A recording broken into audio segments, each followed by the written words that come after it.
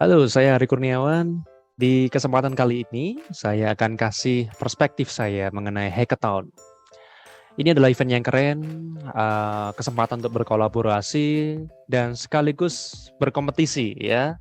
Karena juga banyak tim yang ikut dan juga pastinya memiliki suatu keterampilan, kemampuan yang jago-jago.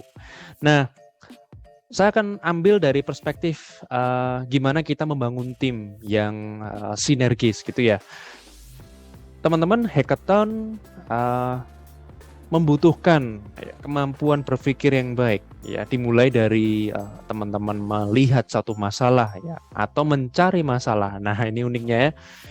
Hackathon ini event di mana kita malah mencari masalah. Tapi kemudian setelah dapat masalahnya kita identifikasi ya, masalah ini sebenarnya terkategori sebagai masalah jenis apa. Tujuan akhirnya apa? Dicarikan solusi. Itu ya. Jadi masalah kita identifikasi, kita kenali, kita pahami, kemudian kita mencari beberapa alternatif solusinya. Apakah sudah berhenti sampai situ? Belum. Karena dari solusi itu harus kita terjemahkan, kita eksekusi dalam format produk digital, entah itu software, tools, atau aplikasi. Teman-teman, saya melihat dari perspektif team building ya atau team management. Di sini ada kategori hustler dan hipster, serta yang terakhir adalah hacker. Tiga kompetensi berbeda, tiga perspektif yang berbeda dalam melihat satu masalah dan juga solusi. Hustler adalah orang-orang yang bisa mengenali satu masalah, melihat sebagai satu peluang, dan juga lebih melihat dari sisi marketing, dari sisi bisnis modelnya. Dia harus punya visi bagaimana satu peluang ini bisa dikembangkan menjadi satu perusahaan ya. Hipster adalah orang yang punya kompetensi tertentu, misalkan graphic design, animasi, ya. Ini orang-orang yang memiliki kemampuan untuk menampilkan estetika.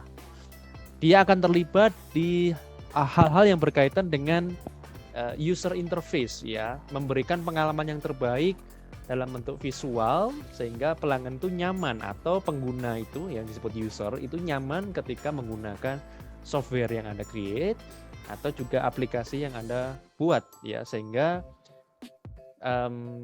kenyamanan visual itu memberikan pengalaman yang akan tentu lebih baik dibandingkan produk digital yang tidak tersentuh oleh seorang hipster ya. Jadi intinya adalah customer experience. Nah, yang terakhir adalah hacker yang sangat penting untuk membangun struktur ya. Ini ibaratnya orang yang bangun rumahnya, membangun infrastrukturnya dalam kemampuan atau kompetensi di bidang coding. Nah, ini orang-orang yang berkompeten di bidang IT, menerjemahkan dari permasalahan yang ditemukan, menerjemahkan dari solusi-solusi yang diajukan oleh seorang hustler, ya. Kemudian akan dibantu juga oleh seseorang dengan kompetensi hipster untuk mendesain, sekali lagi untuk menampilkan visualnya supaya lebih keren dan nyaman dan sekaligus menarik untuk digunakan. Nah, orang bertipe hacker ini, nah ini hacker ini seringkali diasosiasikan sesuatu yang negatif ya, padahal hacking itu kan kemampuan untuk menemukan solusi melalui teknologi ya, atau mencari jalan pintas ya, jalan pintas dalam artian positif. Ya, menemukan beberapa alternatif-alternatif yang bisa kita gunakan untuk meningkatkan kemampuan kita menyelesaikan satu masalah. Nah, ini yang menarik ya, ini yang kita tunggu. Gimana sih kolaborasi kalian? Kalau saya, ya, hustler ini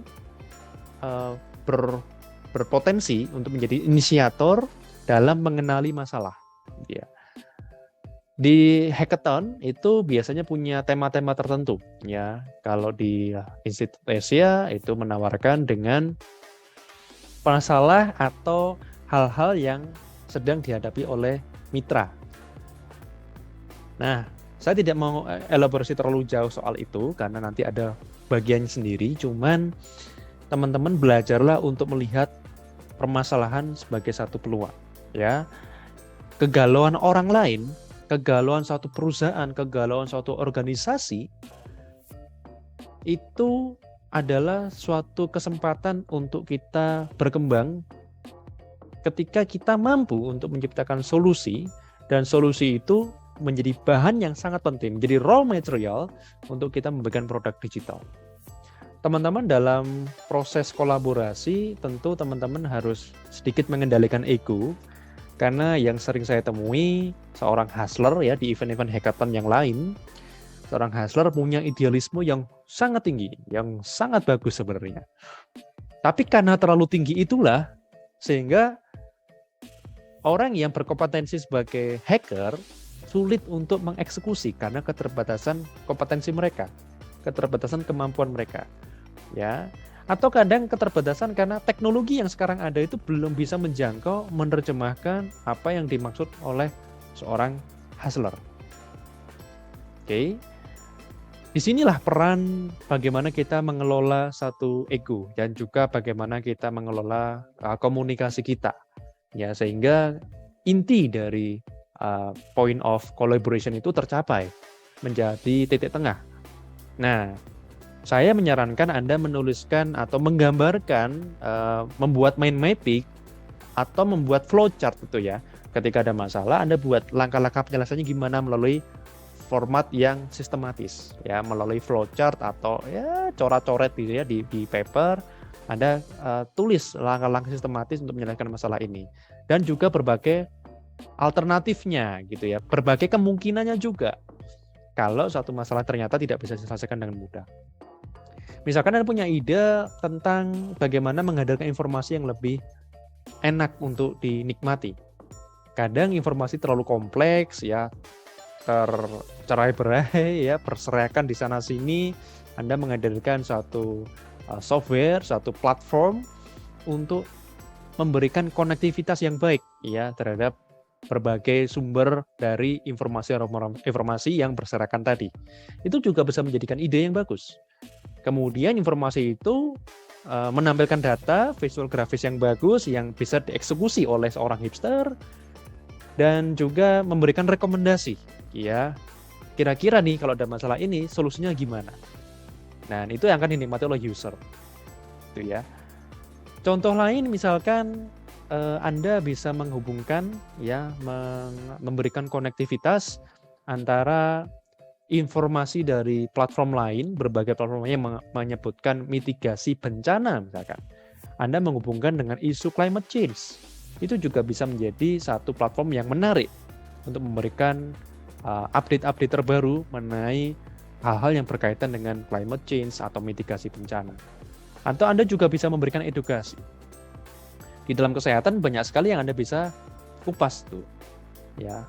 Bagaimana memahami kesehatan sebagai satu proses pendewasaan kita gitu ya, karena misalkan ada permasalahan kesehatan ya, ada sesuatu yang terjadi dalam tubuh kita membuat kita sakit ya, kemudian ya sekarang yang kita hadapi pandemi itu kan juga kita bisa lihat misalkan penyakit tertentu itu timbul karena kita kurang disiplin. Misalkan permasalahannya adalah Anda menemukan masalah nih, sebenarnya banyak kok orang yang pengen olahraga, banyak kok orang yang pengen hidup sehat dengan mengkonsumsi nutrisi yang baik, makanan yang sehat.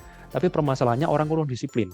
Nah, kalau begitu Anda bisa bikin aplikasinya atau semacam time schedule untuk membuat orang lebih gampang mendisiplinkan diri dengan cara membuat aplikasi yang lebih rinci tapi juga sekaligus lebih simpel untuk dilakukan gitu ya. Misalkan, sekarang jadwalnya olahraga pagi menunya ini, makanannya ini.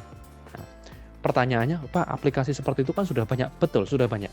Tapi tidak semua aplikasi membuat orang nyaman ketika menggunakan. Terlalu ribet, terlalu mengintimidasi juga bisa. Wah, saya pengen olahraga, pengen sehat, kok menunya satu hari ini banyak sekali yang harus dilakukan. Akhirnya orang uninstall. Jadi setiap kegalauan orang, setiap permasalahan orang, dan juga setiap permasalahan organisasi itu bisa jadi peluang. Kalau itu bisa jadi currency. Teman-teman, masalah-masalah yang lain, ya, misalkan banyak orang yang potensial misalkan di dunia bisnis ya, small business. Pertanyaannya kan biasanya kesulitan untuk melakukan penjualan, kesulitan untuk mendapatkan modal gitu ya kalau UMKM.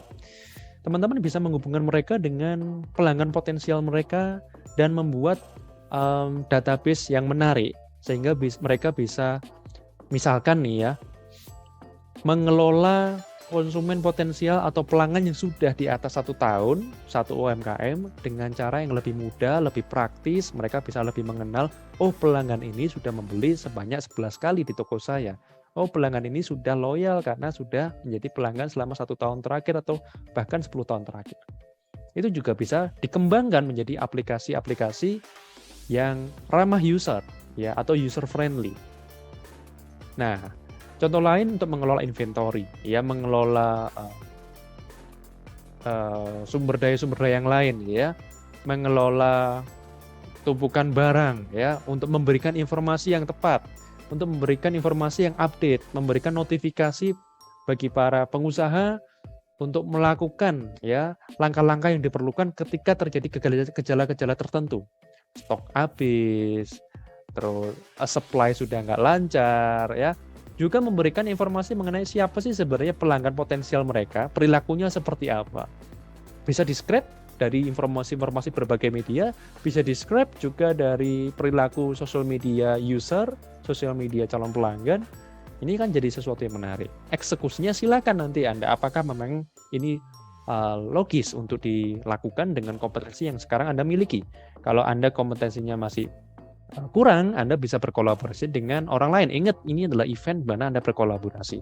Jadi mulailah dengan masalah, ngobrol dengan tim, apa yang harus kita lakukan, apa kira-kira solusi yang menarik yang kita bisa lakukan, dan dikombinasi dengan kemampuan teknologi yang Anda miliki. Dan juga desain yang menarik ya, pengalaman yang menarik. Hadirkan pengalaman yang menarik. Teman-teman, ketika Anda bergabung dengan tim baru, mungkin Anda tidak mengenal sama sekali, mungkin Anda berasumsi negatif mengenai oh ini kira-kira tim ini kayaknya kok nggak seru ya, dari tampilan mukanya udah nggak seru ya, udah serius banget, nggak siap berkomunikasi. Teman-teman, saran saya cobalah berkolaborasi, cari chemistry dulu. Nah, dengan chemistry, teman-teman bisa mengenali, oh ternyata orang ini punya perspektif seperti ini, orang ini punya perspektif seperti ini, saya memiliki perspektif yang seperti ini. Ini saatnya untuk menurunkan ego sesaat, tapi bukan berarti Anda nurunkan egonya sampai nggak ada egonya sama sekali. Tetap Anda harus punya satu pendapat yang Anda bisa berkomunikasi dan berargumentasi secara logis, dan pikirkan perspektif orang yang akan menggunakan teknologi itu, entah itu perusahaan atau customer. Kira-kira mereka butuh dibantu apa, dan kira-kira Anda bisa membantu seperti apa. Ingat, hustler adalah seorang inisiator untuk mendapatkan ide dan membentuk model bisnis. Pikirkan soal market, pikirkan siapa yang akan menggunakan ini, pikirkan kenyamanan mereka. Eksekutornya adalah hipster dan hacker yang harus terkoneksi sama-sama membangun kolaborasi dengan keahlian mereka masing-masing. Teman-teman, semoga sukses dan selamat berkolaborasi untuk menciptakan produk-produk yang menjadi solusi bagi orang lain. Good luck.